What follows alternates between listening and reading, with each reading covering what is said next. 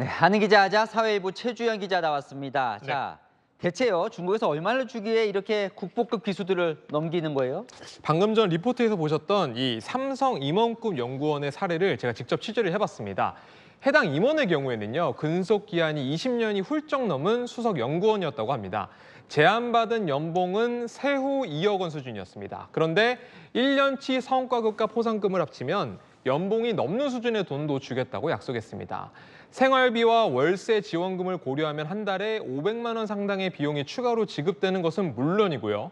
자녀 1인당 3,600만 원씩 교육비도 지급한다는 게 계약 내용이었습니다. 정작 해당 임원은 내가 삼성 소속일 때 받았던 월급과 큰 차이가 없다며 돈 때문에 기술 유출을 한 것이 아니다라고 반박했다고 합니다. 중국이 저 정도 수준의 제안을 하는 거 네. 이게 뭐 특별하게 많이 주는 겁니까? 업계 관계자에게 그래서 궁금해서 직접 물어봤습니다. 디스플레이 산업의 경우에는 특히 이런 대형 OLED 업무 이력이 있을 경우에는 최소 5배 이상의 연봉을 제한받는 사례도 있다고 합니다. 주거 지원도 별도로 제공되는 경우가 많았고요.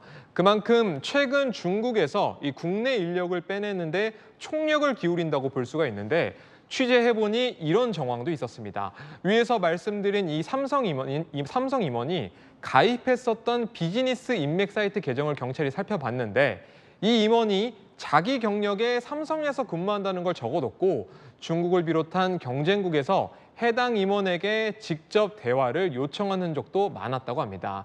이 금전적 보상을 앞세워서 다양한 경로로 이 유혹의 손이 뻗쳐지고 있는 겁니다.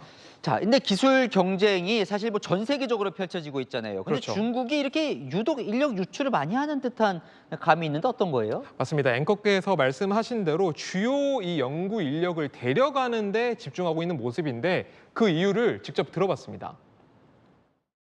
경쟁국 입장에서 기술 인력을 빼가고 기술 개발 노하우를 유출하면 천문학적인 비용을 절감하고 기술 격차를 수년에서 수십 년까지 앞당길 수 있기 때문입니다. 그런가 하면 최근에는요, 이 삼성전자 전 임원이 반도체 공장 자료를 중국에 빼돌리다가 재판에 넘겨졌는데 공정 배치나 설계도 같은 자료도 포함됐습니다.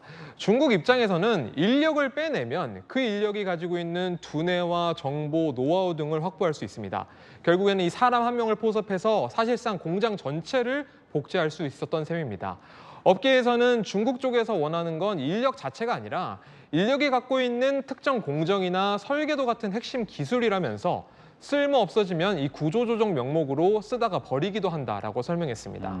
우리 입장에서는 강력하게 막아야 되잖아요. 엄격하게 맞습니다. 처벌해야 하는 거 아닙니까? 맞습니다. 우리 법 중에는요, 이 산업기술보호법이라는 게 있는데 이 기술보호법을 보면은 우리는 3년 이상의 징역형 선고가 가능한 반면 미국과 비교했었을 때 미국은 이 경제 스파이법에 따라서 15년 이하의 징역형이 가능합니다. 그런데 이 피해 금액 등을 고려해서 최대 33년형까지 선고할 수 있습니다.